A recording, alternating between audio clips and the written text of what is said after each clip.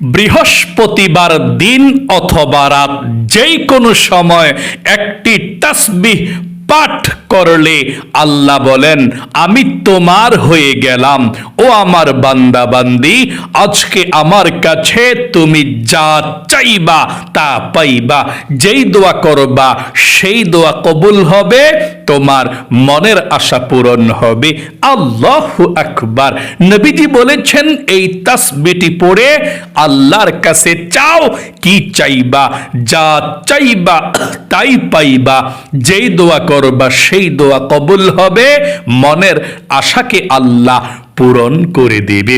তাহলে প্রিয় দিনী ভাই এবং মহিলা মা ও বোনেরা, বৃহস্পতিবারের দিনে বা রাতে যেই কোনো সময় আপনি সুযোগ পাবেন, একবার হলেও এই নবীজির শিখানো ছোট্ট তাসবিহটি আমলটি করুন।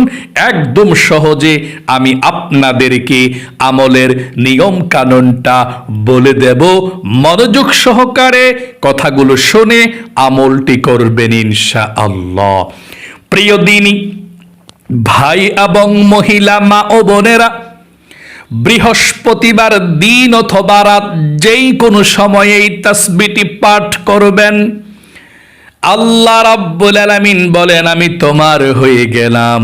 ও আমার বান্দা বান্দি, আজকে আমার কাছে যা চাইবা তাই পাইবা। আজকে আমার কাছে যদি রিজিক চাও রিজিক পাইবা। আমি আল্লাহ অভাব অনটন দূর করে দেব। আমার কাছে মনের আশা পূরণের জন্য দোয়া করলে আমি আল্লাহ রাব্বুল আলামিন মনের আশাকে পূরণ করে দেব। আল্লাহু আকবার। বৃহস্পতিবার খুবই দামি একটি দিন।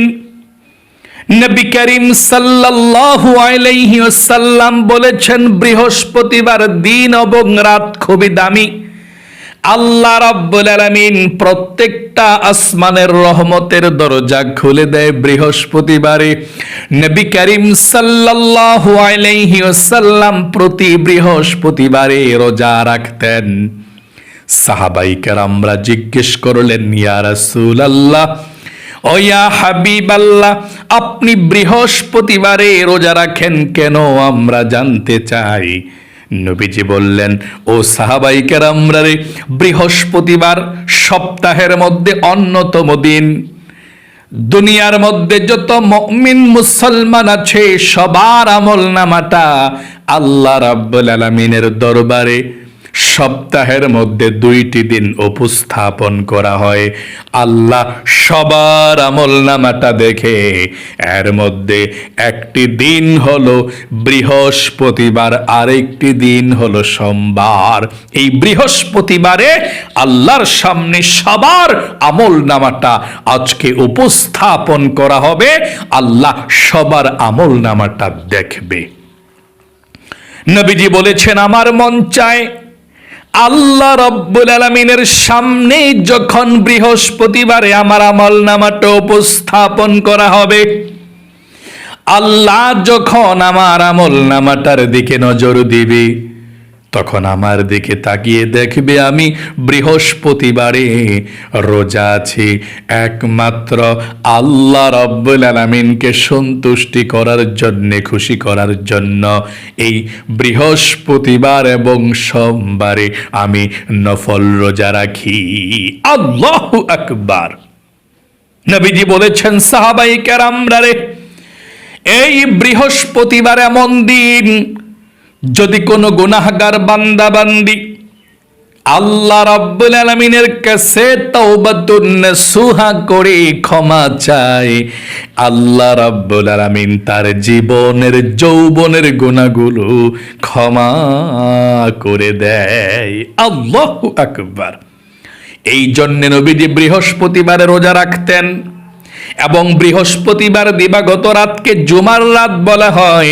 এই রাতে যদি কোনো মুমিন মুসলমান মারা যায়, নবীজি বলেছেন আল্লাহ রাব্বুল আলামিন তাকে কবরের মধ্যে আযাব দেন না, কবরের মধ্যে ভয় দেখান না, কবরটাকে জান্নাতের টুকরা বানিয়ে দেয়। আল্লাহু আকবার। এই জন্যে আপনাদেরকে একটি বারের জন্য হলেও এই আমলটি করতে হবে। আল্লাহর আরশ পর্যন্ত কেঁপে উঠবে আপনি এই আমলটি করলে। যতক্ষণ পর্যন্ত আপনার দোয়া কবুল না হবে, আপনাকে আল্লাহ নিষ্পাপ না করবে, আল্লাহর আরশ পর্যন্ত কাঁপতে থাকবে। আল্লাহু আকবার।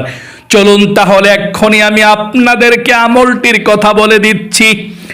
আজকে বৃহস্পতিবার দিনে অথবা রাতে যেই কোনো সময় আপনি এই তাসবিহটি পড়তে পারেন, কোনো সমস্যা নেই।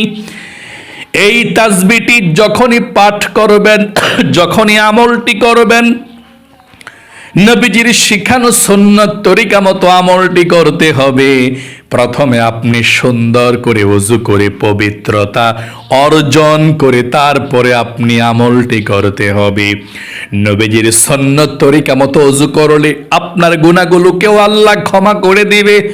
নবীজি বলেছেন, ওযু করার সময় যে মুখ ধৌত করে সুন্দর করে মুখের গুনাহগুলো ওযুর পানির সঙ্গে ঝরে যায়, ওযু করার সময় হাত যখন ধৌত করে হাতের ওযুর পানির সঙ্গে হাতের গুনাহগুলো ঝরে একেবারে ধুয়ে মুছে ছাপ হয়ে যায়, এবং পা ধৌত করে পায়ের গুনাহগুলো ওযুর পানির সঙ্গে ঝরে যায়। এভাবে ওযু করলে আল্লাহ রাব্বুল আলামিন গুনাহগুলো ক্ষমা করে দেয়। এই জন্যে নবীজির শিখানো সুন্নাত তরিকা মতো ওযু করতে হবে। আল্লাহর নবীজি বলেছেন, যে ব্যক্তি ওযু করলো প্রথমে আল্লাহর নাম নিল না, তার ওযুটা পরিপূর্ণ হলো না। এই জন্য আপনি ওযু করবেন, ওযুর শুরুতে পাঠ করবেন আমার সঙ্গে একটিবার পড়ুন, বিসমিল্লাহির রহমানির রহিম।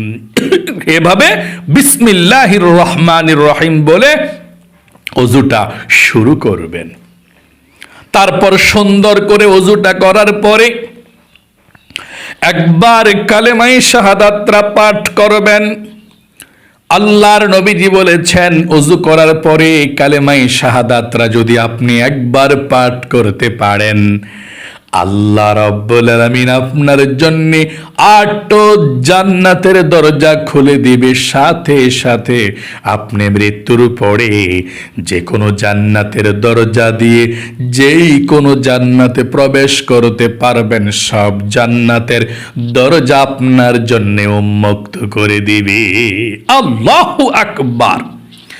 এই জন্য আপনি ওযু করার পরে সুন্দর করে যদি পারেন কালেমায়ে শাহাদাতটা পাঠ করবেন। এভাবে একটিবার আমার সঙ্গে সহি শুদ্ধভাবে পাঠ করুন, আশহাদু আল্লা ইলাহা ইল্লাল্লাহু ওয়াহদাহু লা শারীকা লাহু ওয়া আশহাদু আন্না মুহাম্মাদান আবদুহু ওয়া রাসূলুহু। এভাবে কালিমায়ে শাহাদাতরা পাঠ করার পরে পবিত্র একটি জায়গাতে বসে যাবেন আমলটি করার জন্যে। আমলটি করার সময় কারো সঙ্গে কথা বলবেন না।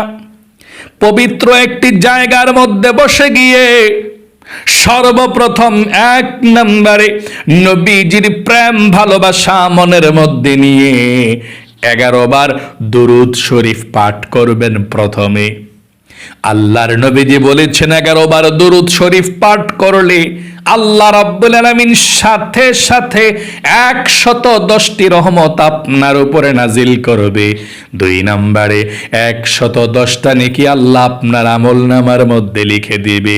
3 নম্বরে 110টা গুনাহকে আল্লাহ আপনার আমলনামা থেকে কেটে দিবে।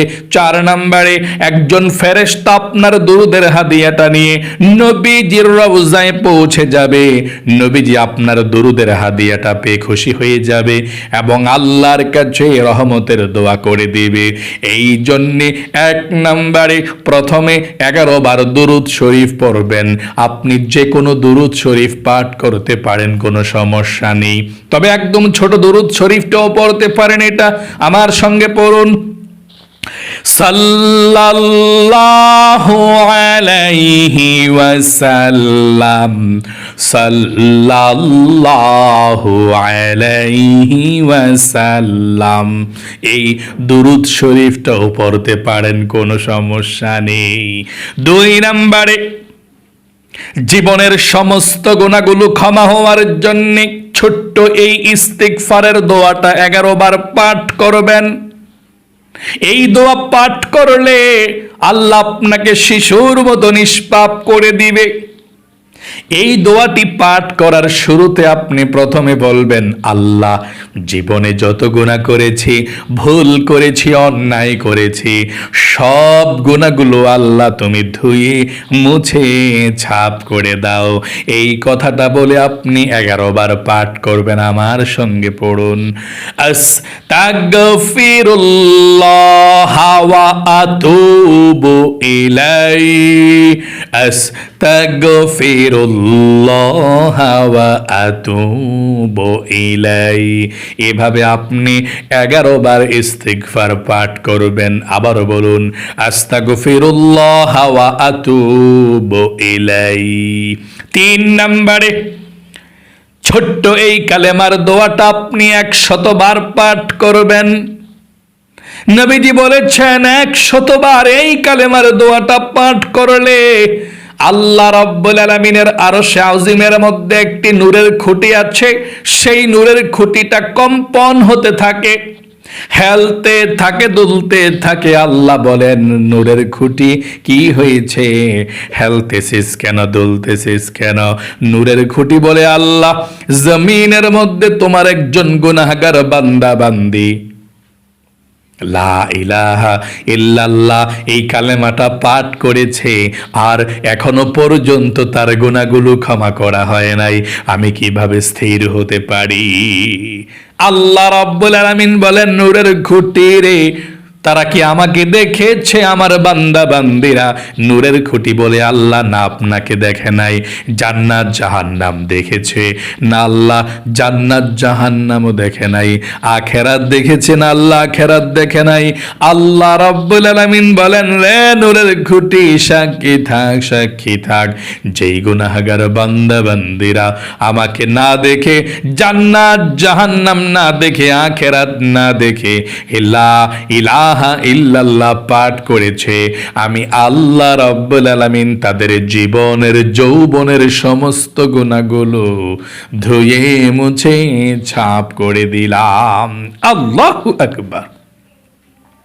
তখন নূরের খুঁটি স্থির হয়ে যায়। এই জন্য 3 নম্বরে লা ইলাহা ইল্লাল্লাহ এই কালেমাটা 100 বার পাঠ করবেন। আমার সঙ্গে কালেমাটা সহি শুদ্ধভাবে পড়ুন। প্রথমে লা টান দিতে হবে, 3 আলিফ, লা ইলাহা ইল্লাল্লাহ, লা ইলাহা ইল্লাল্লাহ, লা ইলাহা ইল্লাল্লাহ। এভাবে 100 বার পাঠ করার পরে একবার পুরাটা কালেমা শেষে পড়বেন। এভাবে আমার সঙ্গে পড়ুন, লা ইলাহা ইল্লাল্লাহু মুহাম্মাদুর রাসূলুল্লাহ সাল্লাল্লাহু আলাইহি ওয়াসাল্লাম।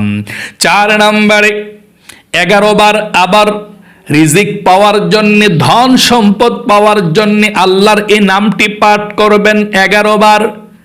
পড়ুন আমার সঙ্গে, ইয়া রাজ্জাকু ইয়া আল্লাহ, 11 বার, ইয়া রাজ্জাকু ইয়া আল্লাহ, ইয়া রাজ্জাকু ইয়া আল্লাহ।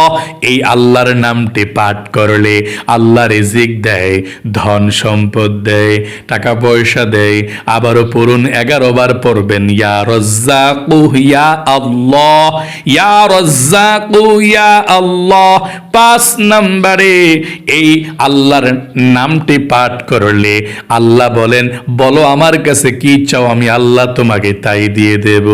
নবীজি বলেছেন, এই দোয়াটি পড়লে আল্লাহর কাছে যা চাইবেন তাই পাবেন। যেই দোয়া করবেন সেই দোয়া কবুল হবে। এটা ইসমে আজম দোয়া। এই আল্লাহর নামটি আপনি 5 নম্বরে 41 বা 11 বার পাঠ করবেন। আপনি 11 বার পাঠ করবেন। এইভাবে আমার সঙ্গে পড়ুন, ইয়া যাল জালালি ওয়াল ইকরাম, ইয়া যাল জালালি ওয়াল ইকরাম। আবারও পড়ুন, ইয়া যাল জালালি ওয়াল ইকরাম, ইয়া যাল জালালি ওয়াল ইকরাম। এভাবে আপনি 11 বার পাঠ করবেন আল্লাহর এই নামটা। 6 নম্বরে প্রথমের মতো আবার দুরূদ শরীফ পাঠ করবেন 11 বার, সাল্লাল্লাহু আলাইহি ওয়াসাল্লাম। এই দুরূদ শরীফটা 11 বার পাঠ করার পরে আল্লাহর কাছে মুনাজাত করবেন এভাবে, আল্লাহুম্মা আমিন। মুনাজাত ধরে 3 বার পড়বেন, ইয়া যাল জালালি ওয়াল ইকরাম, ইয়া যাল জালালি ওয়াল ইকরাম, ইয়া যাল জালালি ওয়াল ইকরাম। আল্লাহর এই নামটা মুনাজাতের মধ্যে 3 বার পাঠ করে আল্লাহর কাছে চোখের পানি ছেড়ে দিয়ে বলবেন, আল্লাহ, জীবনে যত গুনাহ করেছি, ভুল করেছি, অন্যায় করেছি, জীবনের সমস্ত গুনাহগুলো তুমি ধুয়ে মুছে ছাপ করে দাও, আর জীবনে কখনো গুনাহ করব না।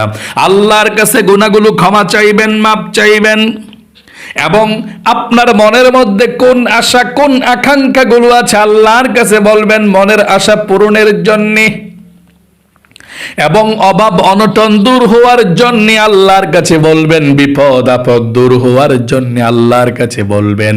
এভাবে সব দোয়াগুলো যখন শেষ করবেন, শেষে বলবেন, আল্লাহ, নবীজির উসিলায় দোয়াকে কবুল করো, আমিন আমিন বিরহমাতিকা ইয়া আরহামার রাহিমিন। এভাবে আপনি একবার শুধুমাত্র বৃহস্পতিবার দিনে অথবা রাতে আমলটি করুন, ইনশাআল্লাহ কপাল খুলে যাবে। আপনার ভাগ্যকে আল্লাহ পরিবর্তন করে সুন্দর করে দেবে। আল্লাহ আপনাকে ভালো রাখুক, আপনার জীবনকে সুন্দর করুক, বিপদ আপদ দূর করুক, পরিবার সংসারে সুখ শান্তি দেখ। সকলে কমেন্ট বক্সের মধ্যে আমিন লিখে দোয়াতে অংশগ্রহণ করে যাবেন এবং ভিডিওতে একটি লাইক দিবেন। যারা কমেন্ট বক্সের মধ্যে আমিন লিখেছেন, ভিডিওতে একটি লাইক দিয়েছেন, ও আল্লাহ, তাদেরকে তুমি ভালো রাখো, সুস্থ রাখো, জীবনে একবার হলেও মক্কা মদিনায় যাওয়ার সুযোগ করে দিও, আমিন। আজ এ পর্যন্তই, আবারও অন্য কোনো ভিডিওতে দেখা হবে ইনশাআল্লাহ। সেই পর্যন্ত আপনাদের সকলের সুস্বাস্থ্য আল্লাহর কাছে কামনা করে আজ এখানে বিদায় নিচ্ছে। আসসালামু আলাইকুম ওয়া রাহমাতুল্লাহি ওয়া বারাকাতুহু।